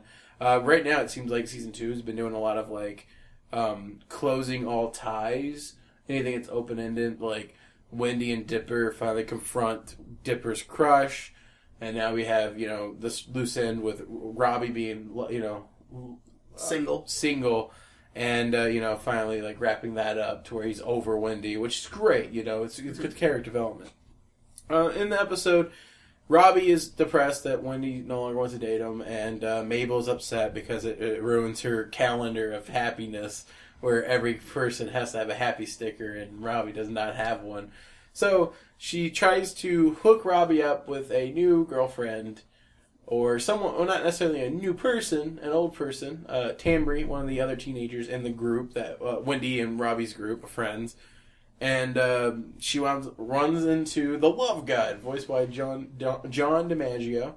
Good old Bender. And he's legitimately a god. Just he's working on his music because online dating apparently has made his job obsolete, which is a cool spin. And Mabel steals some of his love potion and feeds it to Robbie and Tambry on chili fries. On chili fries, of course. That was necessary to that. And then they fall in love, and it disrupts the group's dynamic. And that's basically the episode without spoiling anything. Yeah. To talk about the controversy parts, I do have to spoil a little bit, but I do want to take a moment to appreciate all the adult humor that's in it. Oh, Lord. Go for it. She's going through the different types of love on his... no, there was one earlier. The face death or something. Mm-hmm. Where they're, telling the one guy in the group to go see what's moaning in a grave. Oh, so they hear moaning in a grave, and one of the recurring jokes in this particular episode is there's a character called Johnson who's part of the teenagers. Thompson, and see, I'm so bad with names. We're going to learn that so quickly on these podcasts. And Thompson is the guy who gets picked on. And so it's one of those things like, oh no, there's something over there undead. Send Thompson. Thompson, face your death, or something like that. That was the line. And then we get to meet, later in the episode, Robbie's parents, who are morticians. They are the parody... Well, it's funny, because I know a few mortician parents, and they're usually more cheerful than you expect, and it's creepy. They deal with death, but they're like the Brady Bunch. And they had to pitch that. The Brady Bunch mortician family. Brady Bunch crossover with the Addams Family. Might work. I would watch that so many times. I would watch it twice. But anyway, and his parents are just almost morbidly humorous. Yeah. Well, there's a line where some disaster happens, and they're like, "Oh man, I really hope no one died." Yeah, that'd be terrible. And they just laugh, and it's just like, oh my god, no, why? Why is this a thing? But no, my favorite joke is where Mabel's going through the Love God's various potions, and one of the ones that pops up is... let's name them. Okay, so it's no love, puppy love, summer love, interspecies love, and it's just like, whoa, that got through the censors. That's interesting. Or the Love God himself pops out of a van after it's shaking for a moment, and a girl and a guy, one of the guys being a background character, appears a lot with a mustache, and he's like, groupies, and it's like, holy shit. Oh, which, by the way, if you're not familiar with this, groupie is a term that is used for a typically female fan that has sex with the band, travels along with them. Or at the very least makes them look straight. Yeah, and so it basically implies, like for adults, it's like basically just straight up saying they just had a threesome in a van, and that's just, basically immediately afterwards like groupies, bed hair. And then like he's walking away, and he almost appears to be obviously drunk. Yeah, like, he's just like he smacks into the side of the van, and he's like, "Whoa, let's get freaky!" Yeah, there's a lot of like really interesting dialogue with that, especially with just the love god. Like, let's get weird. Which DiMaggio just owned that character. Yeah, it's good. It's good. There's another joke where like magic stuff's happening, and it pans to a camera, and there's this guy drinking this soft drink, and like he sees his magic stuff, he turns to the drink and it says hippie tea, and he like pours it out, which is obviously implying that the tea's spiked. It's just interesting to see all these, and I'm sure we're missing quite a few. It begs a rewatch. I've watched it like 3 times already. Once with you. But so what is the controversy? Like, what is the fans talking about? And it's when it comes to love potion plots, it's always kind of interesting, and this is the first episode that like actually had characters feel a little out of place according to the fans. Like I'm going to try to make this as unbiased, and then we can talk about our opinions of it. Okay. So basically, a lot of fans are complaining that Mabel is out of character in this sense, where in comparison, the same episode before this one aired, they played the Time Traveler's Pig episode, in which Mabel is so self-absorbed that she's not thinking about Dipper's feelings. And so, like, that is a huge contrast to this one being where Mabel is thinking about nothing but everyone's feelings. And so, in the episode itself, again, sorry, this is going to have some spoilers, so if you don't want the Love God episode to be ruined for you, for the sake of I don't know the word I'm saying. I want to say intellectual? Intellectual? That's not even a word. I don't know. I sound stupid now. Please proceed to stick fingers in ears if you don't want to hear spoilers, and go la la la la la for about 20 minutes. I need a new host. One with better jokes. In fact, replace me too. Let's just get someone else to do our podcast for us. It'll be the Dukes of Hazzard all over again. Why? They replaced both the main characters in that at one point. In the show? Yeah. Like, how do they explain it? It was just the other Hazard, or the other Duke boys. They were the cousins. Oh. Like, it was not even explained. Like, they went off to college or something. It was a contract negotiations fell through, replaced the main characters, ratings plummeted like a rock. Right. And they had to bring the original cast back. Good. So don't do that to us, please. Or do it. We're only 3 episodes in. We don't have a following with the podcast. But alright. So the thing that the people are a little worried about is the ending of the episode ends with Mabel deciding that, okay, maybe we shouldn't mess around with other people's love lives, you know. Every time she has, up to this point, has caused unneeded consequences that just sucked, you know. Like, they made these two people in a group fall in love with each other, and then it just unraveled all this other tension that was no longer there. It wasn't there before, and now it is, and it's all Mabel's fault. Yeah, it's like, real love's a lot more complicated than duct taping a pig to a goat, as Mabel will learn. Right, and that's a reference to the show. And so, with her idea of, well, maybe we shouldn't mess with what's going on, you know, let's just let them be happy. It's an odd, resolution, because she's the one that forced them to be in love. She put a potion on them. And so she's not letting things be. She's just leaving things how she set them up. And it's kind of a lot of people felt like this was kind of a bitter ending. Like, this doesn't make sense. And from one point, it does make sense. She did change things, and then she let them change. Usually, any other show would have the resolution with her changing it back. Yeah, return to status quo is ever important. Right. And that's mostly because, you know, like, she changed other people. She forced people's free will, and that's wrong, you know. Mm-hmm. And then you need to bring it back. But instead, her choice was, well, You know, they look happy, let's leave them. Which I would be okay with. That's her lesson, you know, like, she kept changing maybe people's feelings or something like that, and then, like, maybe we should just leave them be, you know, let things, you know, do its thing. That'd be better, but, like, right now, it's awkward. It's not a very good story arc.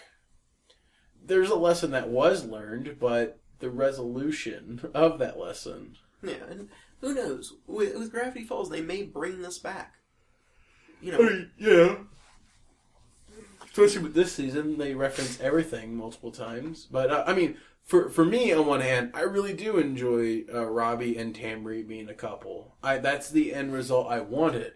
But it's just, a lot of people felt like the script could have went through one or two more drafts, and then it would have been good. Yeah. It has a lot of really good elements within the episode itself, though. The Grunkle Stan Seuss plot is hilarious.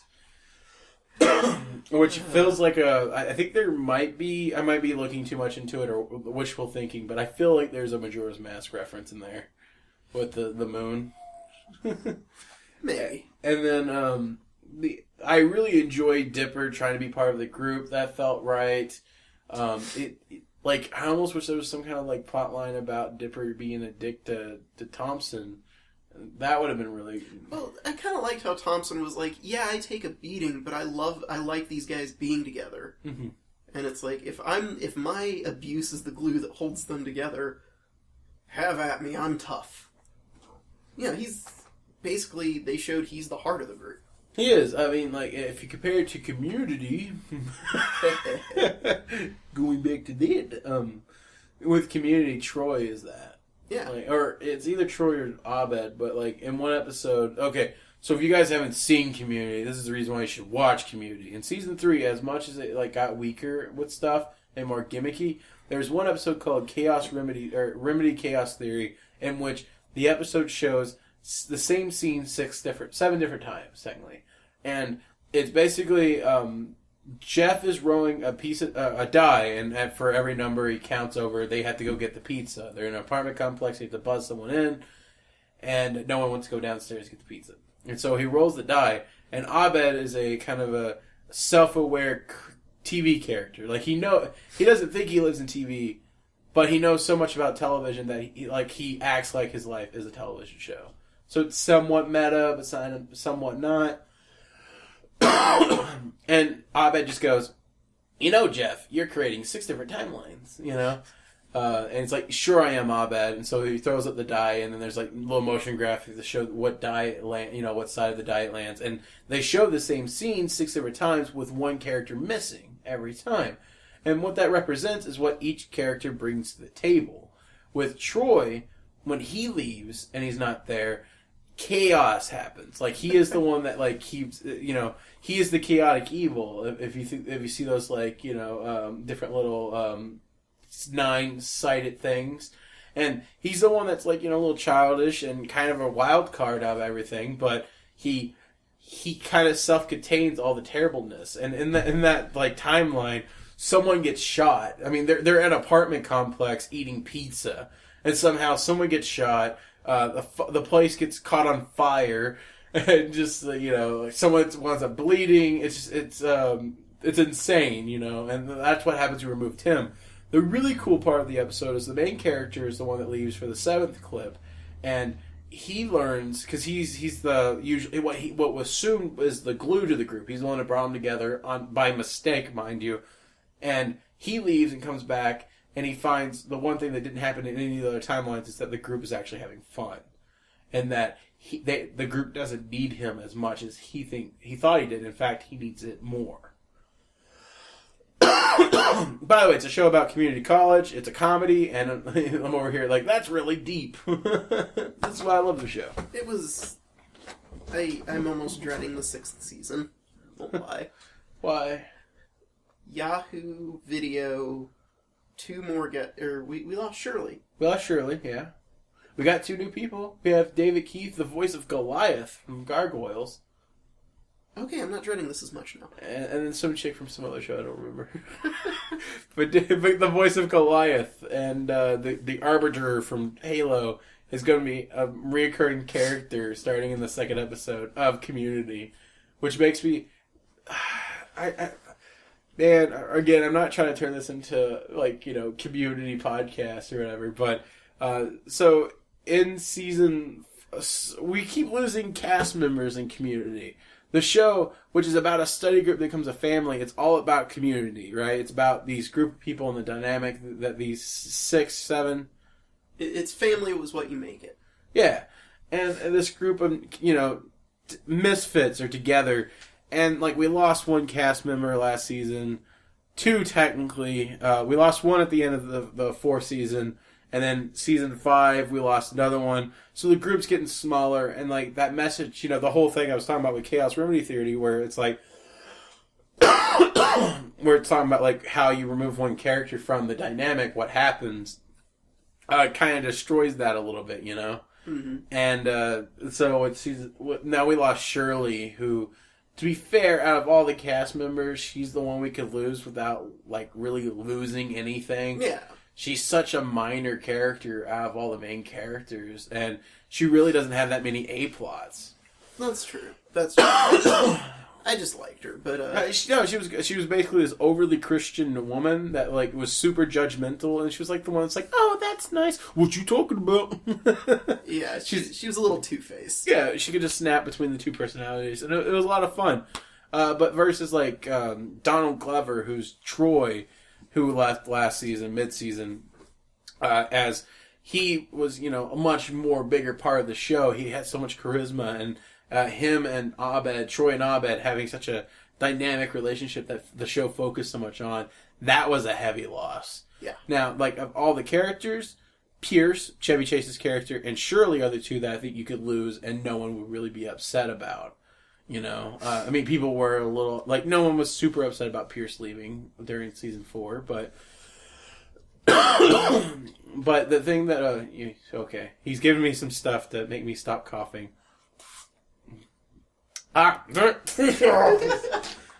not a good live reaction. You're enjoying this. A little bit. Okay, so, anyways, in season 5, we lost some characters. We got some new ones to fill in those energies.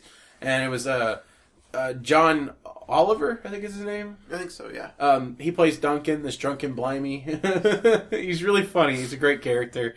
He's from what is he now? The Daily Show? I think he was The Daily Show. I think he has his own show now. I think he's taking over The Daily Show. I could be wrong. Okay. I know that contractually, like, in his contract, it wrote that he's not allowed to be on any other talk show or TV show while he's on this, except for Community. Like, he held it out for it. And then the other character they added, season 5, that's no longer there, which upsets me because he was supposed to replace Pierce, was Jonathan Banks from Breaking Bad. Playing basically Jonathan Banks from Breaking Bad. Where it's just like this old gruff guy that just, it's a really cool character, but just super gruff. And he's just like, you know, like, where he's just like, you know, whatever. You know, it's like, been there, seen it, mm-hmm. Didn't care for it.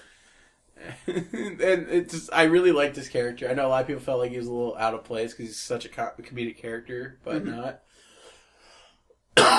But I feel like him being such an action-y character anyways makes him more funny. But the community's always like accepted that awkwardness, like with Britta. Britta's this character that's a feminist that's, you know... horrible at being a feminist. Horrible, just horrible at everything. But she's just kind of this awkward character, but that's what makes her so endearing and real. And, you know, people don't want that. People want charismatic characters. And she's like... She's opposite charisma, but that makes her, charismatic. Yeah. Anyway, that's enough community talk. One week it'll just be community podcast. We should. Because I could easily talk about that. How long till the 6th season premieres? In January. In January? Why don't we wait till the first episode of it airs and we'll talk about that? Yeah, that'd be cool. That'd be cool. So, with Gravity Falls, the big controversy was how Mabel kind of acted, like, not so much that she acted out of character. I think her being worried about someone like that, seeing someone directly hurt, versus before she was just obsessed with getting her pig, and that made her seem, like she didn't care about the world. We could all get into that, like, thing where we're so focused on our goals and on our thing that we forget the world exists. You know? I mean, it makes her a little more human. Right. And so with this one, it's a completely different situation, so I don't see that as a, you know... It's not like with The Simpsons, where Homer Simpson is however they need him to be for the plot. Which, you know, God help me, I love every episode of The Simpsons, even the worst ones. Really? The new one? I like the new season. They're getting back to where they were. There's some pretty good episodes, to be honest. Best Halloween episode in years. That's true. Except for that Clockwork Orange parody. That was kind of weak, but the All the Simpsons Ever was nice. And the Bart in Hell. That was so good. That was such a... That was like season... early 10s season good. So yeah, I don't know. What do you want to talk about? Worst podcast ever. Well, I mean... Well, we already started on The Simpsons, but there's also Bob's Burgers has been really great. Bob's Burgers... Okay, season 1 was terrible. Oh, yeah. No, I can't even finish season 1. Like, I just skipped to season 2 after a few episodes. Yeah, I don't like season 1. But season 2 and onward, it just gets better. It's like wine. Yeah. Well, what's funny about it is it shares a voice actor with Gravity Falls, Kirsten Shaw. Oh, yeah, the Mabel of the series. Yeah, well, she's hardly Mabel. She's kind of Mabel. She's like Mabel, like she still has the high sugar energy of Mabel, but is much more like... She's if Mabel was a sociopath. It's if Mabel and Grunkle Stan were one. Yeah. But no, there was this bit where she's trying to, like, she's got this guy made of gum or something in Bob's Burgers, and I'm playing on a game on my computer, and I'm listening to the show, and I just hear her, "Get in the pipe, you squishy bastard!" And I'm in my mind, I'm seeing Mabel doing this. With, like, a giant gummy bear or something. It would honestly be really funny to either edit clips or animate stuff from it. Yes! Man, that'd be kind of cool to do. Man, I wish I had more time with stuff. Like, I shouldn't even be doing the podcast at this point. Because that's still, we basically dedicate, like, 2 hours to the podcast each week. That's how much he loves you people. I do enjoy them. Like, I know it's super hokey and super annoying to hear people talk about, man, I really love my fans. But, like, I try not to say fans too much. I know I say them a lot lately because it's just easier. Mm-hmm. Followers, RayQuesters, whatever you want to call them. Minions. No.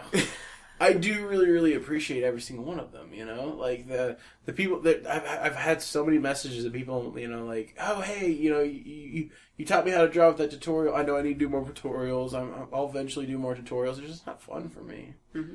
And, you know, it's difficult to want to do... I'm just a perfectionist with stuff. Like, the reason why you get a lot of podcasts with the sketch videos is because, well, I can be loose with it and have fun with it.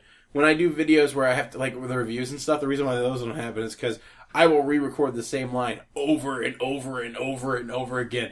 The commentaries I record, like, 3 times. Oh, Lord. Yeah, I mean, they're only, like, 10 minutes long, but, like, what should be a 10-minute long, you know, record session is usually a half an hour to 45 minutes where I'm like, I say the thing, and then I'm like, well, I could condense that and change that. This is a little bit more, you know, less, not that the commentaries are scripted, but I definitely have a list in my mind of the things that I want to talk about, and I'll go through and I'm like, oh, okay, I spent way too much time about that, messed up with this, you know. Yeah.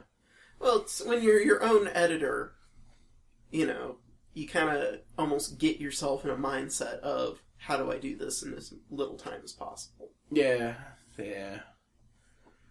So, yeah.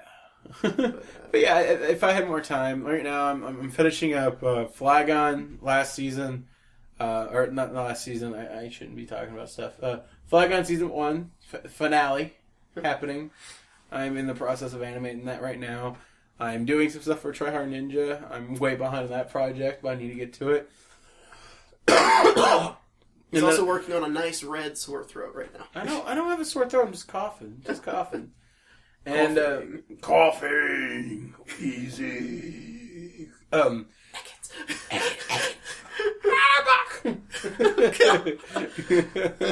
We have officially derailed, but as you were saying, no. The rest of the podcast is just doing Pokemon impersonations. Let's do this. Bulbasaur. And it'd be funny if your lizard's head would perk up when you said. No, he's sleeping. Little Kaiju's taking a little nap, and by nap I mean he's hibernating right now. You just kind of, you look at him, he's kind of adorable. Aww. Anyways, Ivysaur. But you were talking about all the stuff you've been working on. All the stuff. And then I know that D-Liv is trying to hit me up for stuff, and Lord Minion, I have to do part 2 of the Five Nights at Freddy's. Honestly, guys, Five Nights at Freddy's, I have such a love-hate relationship with it. On one hand, I understand why Five Nights at Freddy's is so popular, and I'm glad people have their fandom. But at the exact same time, it's a fad that, like, even though I'm writing on it, you know, my Five Nights at Freddy's video, 2 of them are doing, they are crushing the rest of my content. Like, right now, at this point in the podcast, they're at 600,000 views, which is insane considering I released them 1 video a month ago and 1 video a week ago. Yeah. Versus all my other stuff, I got lucky if I hit 200,000 with, like, you know, Ode Shell or something, or Shell, or everyone complains whenever I pronounce it, and or, you know, a couple of different things. But like none of my videos have ever surpassed, like, most of the most popular ones are at 100,000. 1 or 2 are at 200,000, and now we have this thing where it's like how it looks like they might be at 1 million views. You know, I mean, these games have something going for them. I've watched the playthroughs. I actually need to download it because I got it through a Humble Bundle for mobile. Okay. And it's the mobile version, so it's about 2 minutes shorter. Yeah, but it's also harder. Really? Yeah, I've heard that the animatronics are a lot more. Yeah, they're more aggressive on that version. And I like the motif, like, because those things have always kind of freaked me out. Animatronics have the uncanny valley to them. They're supposed to be, you know, lifelike, but they're not, and that terrifies people deep down. Yeah. I mean, have you ever watched, like, stuff in movies where it's animatronic without the faces? Those are terrifying. Yeah. But then there's been times where it's just makeup. Mm-hmm. I watch a lot of Star Trek, and I have seen makeup effects on that show where I'm like, I would seriously believe that was an alien. Like, it could... And I looked up the actor just to make sure it was a real human.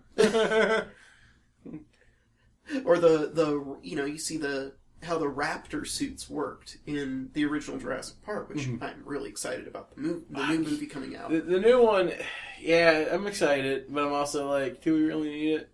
Do we? If it's just they want to do a new trilogy, I'm just like, no. Yeah. Make it the end cap. Well, the third one should have been the end cap. The first one should have been the end cap. Yeah, well, I mean, I was so worried about some of the early stuff. I thought Michael Crichton was going to be spinning in this grave. Okay, so for those who are unaware, which, if we're going to ever have a drinking game with our podcast, me stopping and be like, for those who are unaware, would be one of those things. And then us derailing immediately afterwards, like 3 shots, everyone dies. But, in the original draft of Jurassic Park 4, there was human... Dinosaur hybrid SWAT team. That was it. And as dumb as that sounds in a Jurassic Park movie, the inner 12-year-old me is like, that would have been the greatest movie ever made. Well, it was like, what was that show that spun off of Street Sharks? Like Thunder Lizards or something, where it was like dinosaur people? I thought Street Sharks was already of a spinoff. No, it was just trying to mimic Ninja Turtles. It was Jossum. Oh, God. I tried when they put it on Netflix. Couldn't make it through the first episode. Can we stop and appreciate references to old cartoons that people mainstream don't understand? When I was in high school, Beast Mode was really popular. Like, people were like, yeah, I'm Beast Mode. And it's like, did you watch Beast Wars? And they're just like, no, I don't know what that is. I'm like, what? But you're using terminology from it. And maybe it's super coincidental, and then just, you know. Just a smidge. But I feel like someone that was aware of Beast Wars coined it, and then everyone else just kind of jumped, like, that sounds pretty cool. Like there was that one buff nerd who liked to watch Beast Wars while he worked out. He's like, I'm going Beast Mode. That's the way I've always heard people refer to it. Really? I'm same. It's usually during sports things. Yeah. The deadpan look I gave him while he acted out the thing was priceless. Not to judge and critique my own thing. It's like, for you it's deadpan, for them it's dead air. Yeah. But and then Jossum was something people used a lot for a little bit a couple of years ago. Well, I mean, did a lot of people use Cowabunga before Ninja Turtles came out? Did people use Cowabunga after Ninja Turtles came out? In my grade school, they did. It's like, I hear little kids saying, what is it the new phrase is? Booyakasha? Booyakasha! Yeah. Oh. Oh, well. But, no, I mean, it's interesting how certain parts of nerd culture, even before nerding was mainstream, worked their way into the common zeitgeist of people.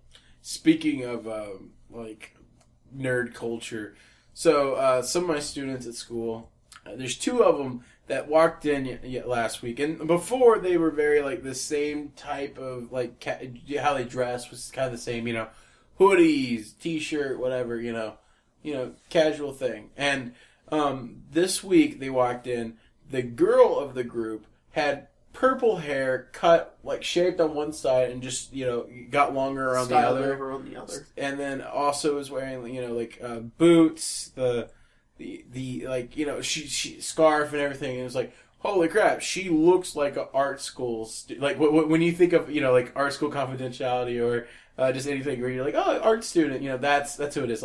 She might as well be sipping on coffee and, And either at Starbucks or working behind the counter. Right. And then Caleb, on the other hand, granted it was super nerdy, he had kind of the 60s haircut thing going on, where, it just had that swoop a little bit. And it's just regular hair. It just kind of looked like he combed over. And then he was wearing a Leatherman's jacket that was Captain America. So, it wasn't super, jockey. But if you squinted and didn't know what the stuff was from, it looked super jockey. And he even had a cross around his neck. And I was like, she's liberal, you're conservative. It was one of those things where they're becoming polar opposites. They're great friends, and then they're not polar opposites. But if you were judging a book by its cover, you would not think those two were friends now. Yeah, and they started out similar, and then it's almost like you put two people who are similar in the same room, they have to differentiate themselves. I don't think it was that. I think it was just one guy liked Captain America a lot and just happened to find a Leatherman's jacket that was Captain America, and the other one liked their hair like that. And I poked fun of them. You realize this? And they're like, oh crap, we are. You could probably just do a whole podcast on the hijinks of your students, I'm sure. There are so many things I can get myself in trouble with. I may or may not have a list of students who look like certain cartoon characters. Let me guess, one of them looks like Magilla Gorilla? No, one of them looks like Doofus Duck from DuckTales. Oh, and, no. And another one looks like Killer from All Dogs Go to Heaven. Oh, no. They just human versions of it. One of them, I didn't even realize that he looked like that until he walked in with a dog collar. And I was like, I've seen this before. I remember some of the people from art school, and I was just like, you would see them, and you almost couldn't believe them. Which ones? Well, there was just this ginormous black guy in full punk regalia. Oh, yeah, fashion guy, right? Spike collar, gas mask that he wore to the side, ripped clothes. Nicest guy on earth, though. I've hung out with him a couple times. He's really cool. And he knew his fashion. I mean, he was good at it. But it's just, you just walk in and you're like, did I walk into the Thunderdome? Did you? Oh, speaking of which, I saw Gwar Tuesday. Oh, man. Are you familiar with Gwar? Yeah, rest in peace, Brocky. Odors. So for people who aren't familiar with Gwar, I knew I wanted to talk about this. I can't believe I forgot it. Gwar is basically adult Power Rangers. Where the monsters are the winners. It's a band from the 80s that they just keep playing. And they wear costumes, so you can basically exchange people for the most part. If you're a character, you stay as that character. And they have a mythos, they have a backstory, and all this other stuff that goes on with it. But they're basically I think from a different dimension or from outer space. They're from planet Scumdogia. Yeah, and they come to destroy the Earth or something like that. But then they got hooked up with all the drugs and women. Now they're just kind of like this place. Yeah, and so they're just a thrash rock. They're kind of heavy metal, but they're not like death metal. They experiment. Yeah, and they did a punk album. Okay, I like the punk album, if I remember, because they had that Destructo song, I think, maybe. It was a mad scientist type thing. Yeah. But anyways, so they have bunch of different characters, including their, like, managers, like, some sneezy, like, pompadour guy. So they play in Indianapolis every year, and me and my roommate were like, we're going to go see him one year. And then the main singer died, Odorous, rest his soul. And we're like, well, they're still playing. Let's go see them anyways. And the stage show is great.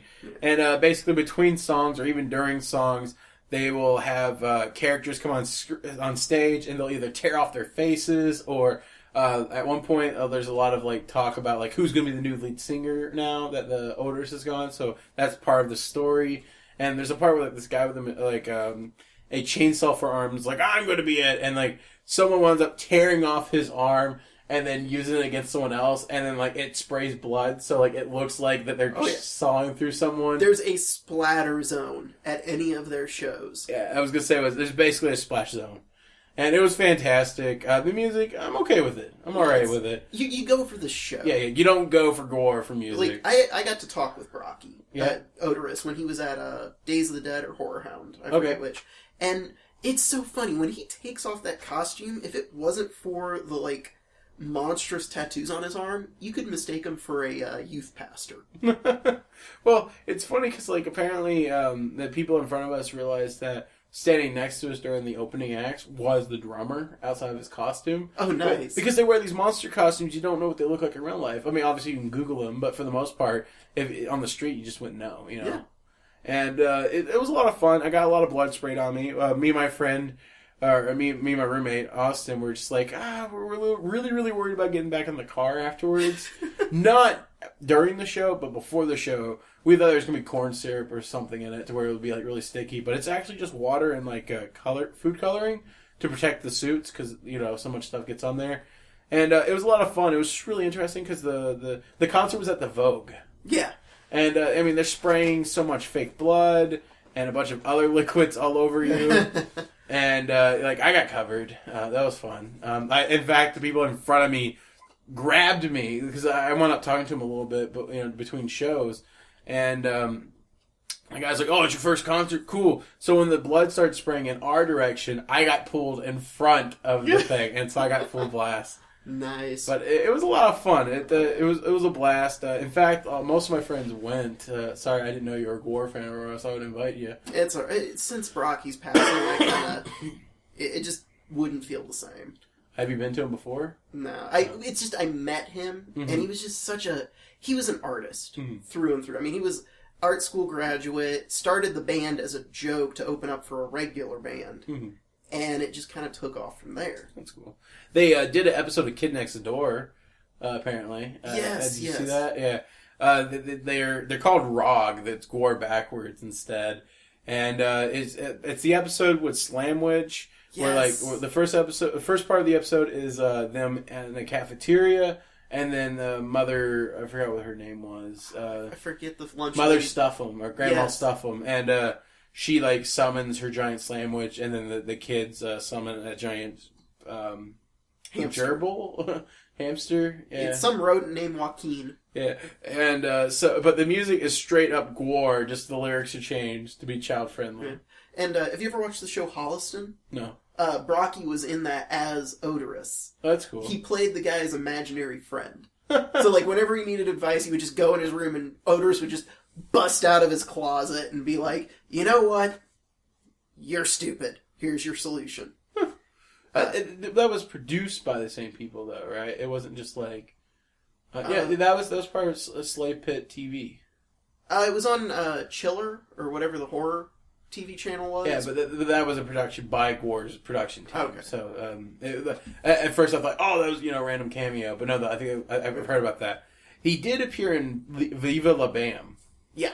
Which is really funny, because imagine this guy dressed up as a monster crawling up to Bam's parents, because, like, apparently they thought it would be a really funny skit. It's Odorous in full costume, crawls into the bed, and it's like, I'm scared of the dark. No, you have to watch Holliston. Okay. His character is so hilarious in that, and the whole series, it's what I wish Big Bang Theory was. I thought, because when I think of imaginary friends and people in costumes, I thought you were going to talk about Wilford. And I'm like, this is what I wanted Wilford to be. Not a man in a dog costume, but a man in a demon costume. Yeah. But it's basically meant more for horror nerds, but it's very respectful of its nerds. It's really well written. They were showing it at a convention near an airport, and a bunch of old people came in thinking it was something else. Yeah. They stayed for the whole episode, and they said, yeah, we didn't get some of the jokes, but it was hilarious. I love the fact that I feel like right now is when we while we're winding down. This is the best part of the podcast so far. I think we're the most energetic, and I think it's the most interesting thing that we've talked about so far. And it's we're hitting the 2-hour mark. We need to slow down. But it sucks. I don't know. Maybe we should just start talking for a bit before we start the podcast, and then not record until. I say record, and then if we hit something good, we can just keep it. It's let's fatten this pig up, and then we'll trim. I don't want to do the editing. It's too much work. I feel ya. No. So far with the podcast, it's not so... Because it's only one image, so it's not actual editing. The hardest part is that I guess my computer's crap, and it takes forever for it to render, and then it takes forever for it to upload because my internet's crap. So, it's one of those, it takes a day, after we do it. So, When I go to take you home, I'm going to go ahead and save this and let it start rendering. That's a good plan. So let's do ending remarks. Let's what did we learn today? Wheel of Morality, turn. Tell us the lesson that we should learn. What's that from? Animaniacs. Oh, okay. I can't remember any of the morals, though, and those were always the hilarious part. Okay. Whereas my roommate, he's just he'll just spout those off. Gore's awesome, and I found out that my friend over here enjoys gore as well. Yeah, it's a spectacle. They're what Kiss should have been. Well, they're like adult Power Rangers, so that makes sense why you like them. Yeah, that too. I do love practical special effects. By the way, for the youngins, be careful. Gore is not safe for work, as you could assume by the blood spraying everywhere. There's also a lot of penis and boobs and a bunch. It's just adult Power Rangers. It's South Park Rangers. Mm-hmm. Have you ever seen the video of Odorous testing out the Kinect at Microsoft Studios? No. Oh my god, look that up. It's hilarious. Let's see here. I've learned that I cannot go a podcast without mentioning Community once. Nothing wrong with that. I love Community. It's that's what you save your big shot for of alcohol. It's oh, he said Community. Just chug the Jack Daniels bottle till he stops. I was about to say I don't know what the fuck you were talking about. I was trying to figure out what your metaphor was. Well, you put the metaphor in your mouth. Oh wait, no, that joke's way played out. All right.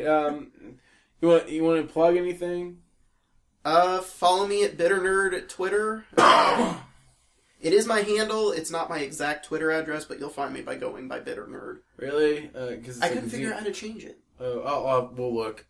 And you can follow me on Twitter and every other social media site. It's StevRayBro. Same thing, everything. Also, if you have a Wii U, don't forget to add me on the Wii U network. I will be playing Smash Brothers. I don't know the exact time Friday, but I will be playing it Friday. There will be a video that pops up on the YouTube. Imagine it being probably, let's say about 4 o'clock Eastern time. I think it's when I'm going to do it. I'm going to play at least 2 hours, maybe longer. And if there's a big enough turnout, there will be more games.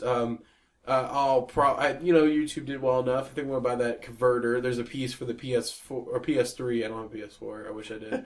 But no, I don't. Give it time. There's glitches. I'm happy with my Wii U. The PS3 has a device I had to buy that's like $50. I didn't really want to spend the extra money on it, so I just got the device. But it will make it where I can stream PS3 games as well. But there will be some multiplayer game. I'm not going to do Xbox. It requires a subscription. So. Oh, yeah, and they got hacked last night, so I don't know if they're back up. Oh, wow. So, but Smash Brothers, Mario Kart 8 are definitely... those are going to be games we're going to be playing together. Playing Mario Kart. Bring me in. Okay, I will. Sure. I would love for someone... Let's Playing by yourself is so hard. It's so hard to keep having a commentary going and just... Oh, yeah. And then also with the PS3, I do have PlayStation All-Star Battle Royale I would really like to play.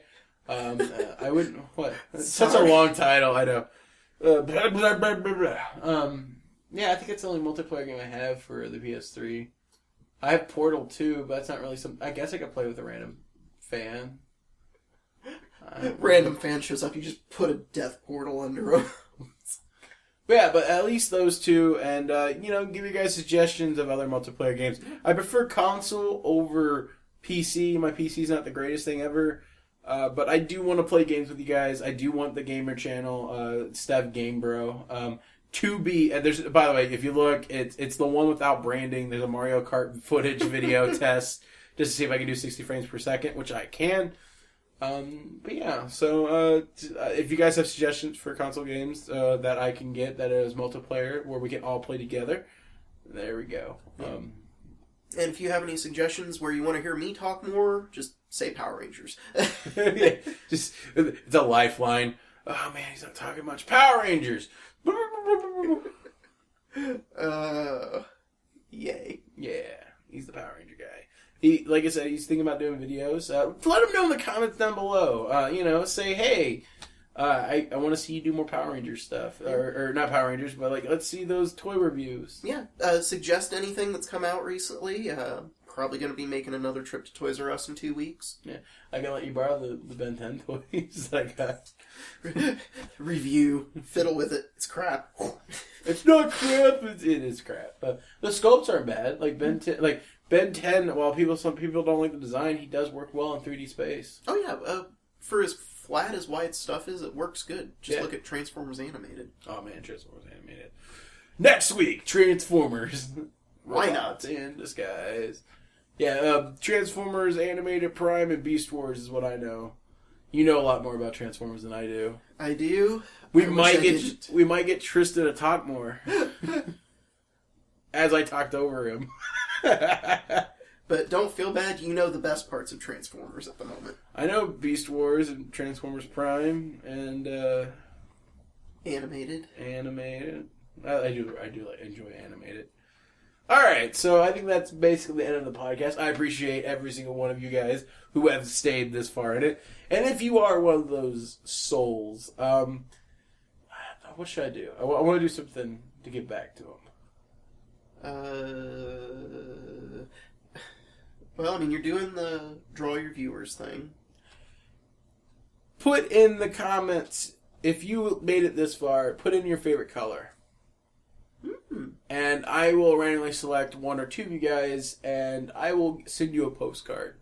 How about that? Nice. Yeah. Good plan. I think it makes me feel so much better about my stuff. Yeah, I'll do this hastily decided thing. Good plan. I like this. Good. Yes, man. So I'll see you guys next podcast where we talk about stuff we've done in the recent week and Transformers. Later.